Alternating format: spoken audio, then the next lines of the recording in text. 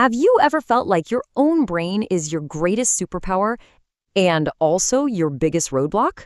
It's a strange place to be. If that sounds familiar, then you're in the right place, because today we're diving into something called the paradox of intelligence. You know that feeling, right? You have a mind that can see all the angles, solve really complex problems, but then it gets completely stuck on what should be a simple decision. It's almost like it's too powerful for its own good sometimes. So, in this explainer, we're going to explore some of these hidden struggles. But here's the thing, we're not looking at them as flaws to be fixed, they're just patterns.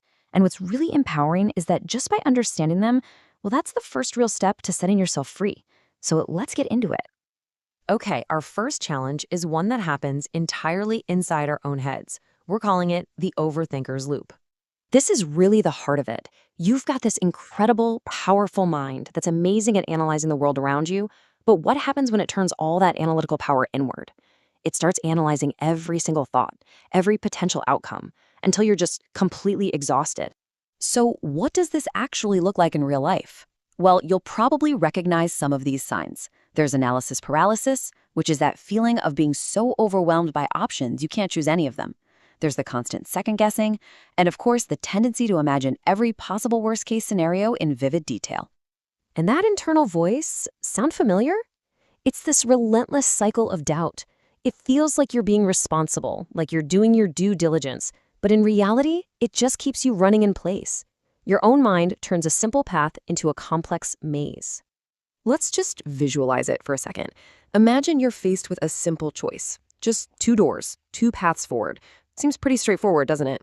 But for the overthinking mind, it's never that simple. Suddenly, your brain starts generating 1,000 what-ifs, and that simple choice transforms into this incredibly complex, overwhelming maze. And what's the end result of all that brilliant analysis? You're frozen, stuck, unable to move forward because the analysis itself has become the real obstacle. Now, our second challenge is closely related to the first one. This time, it's not just internal chatter, it's about the heavy weight of expectations. Let's talk about the pressure cooker. Being smart is, of course, a gift. But man, it can also feel like a huge burden. The pressure from yourself, from others, to always be right, to always have the answer, can turn that amazing asset into this incredibly heavy weight you have to carry around. This pressure cooker environment, it tends to create a few things. You get this crippling perfectionism, an almost paralyzing fear of failure or not living up to expectations.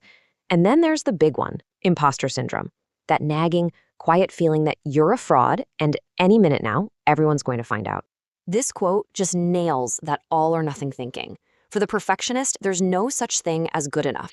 It's either a flawless success or a total, complete failure. There's just no middle ground, which leaves absolutely no room for mistakes or, learning. All right, let's move on to our third and final challenge for today. This one's about how we relate to other people. Let's talk about the social disconnect. This can be one of the loneliest parts of the whole paradox. It's this feeling that your internal operating system is just different. The way you communicate, the things you find interesting, it might not always line up with the people around you. And trying to navigate social situations can feel like you're constantly translating a foreign language in your head. And the signs of this can be pretty subtle. You might find small talk to be completely pointless and just draining. You might often walk away from conversations feeling deeply misunderstood. Or you might find it hard to connect on an emotional level because your brain is too busy analyzing the interaction instead of just being in it. This sentiment really hits home for a lot of people. It perfectly captures that feeling of alienation. It's like watching everybody else effortlessly interact, and you're just on the sidelines trying to figure out the secret rule book. It's not that you don't want to connect, it's just hard to find the right wavelength. So we've talked about the overthinking loop, the pressure cooker, the social disconnect, and yeah, it might all sound a little bit grim, but this is where everything changes. This is the turning point. Because the solution isn't about changing who you are. It all comes down to the power of awareness. This is so, so important. You are not broken. There's nothing to fix. Your mind is an incredible tool. The real goal here is to learn how to guide it, how to work with it, instead of just letting it run wild on autopilot. And the master key that unlocks all of this is a concept called metacognition. It sounds fancy, but all it really means is thinking about your thinking. It's the ability to just step back and observe your own thoughts without getting caught up in them, and crucially, without judging them. It's like watching clouds drift by in the sky. And here's why that's so powerful. The second you notice a pattern, that moment you think, there's that perfectionism again, or oops, I'm spiraling into worst case scenarios, you create a tiny bit of space, a space between you and the thought. And in that space, that's where your power is. That's where you get to choose. So, what does this path forward actually look like in practice? It's actually pretty simple. First, you just notice the pattern. No judgment. Just, oh, there it is. Second, you can try to gently reframe the thought. So instead of I absolutely cannot fail, maybe you try this is a chance to learn something new. And third, and this might be the most important one, practice some self-compassion. Talk to yourself the way you talk to a friend who is struggling. And really, that's what this is all about. We'll leave you with this question. Your intelligence is an incredible gift. It's meant to be your ally, not your enemy. The paradox is that it just takes a little bit of your own awareness to really team up with it.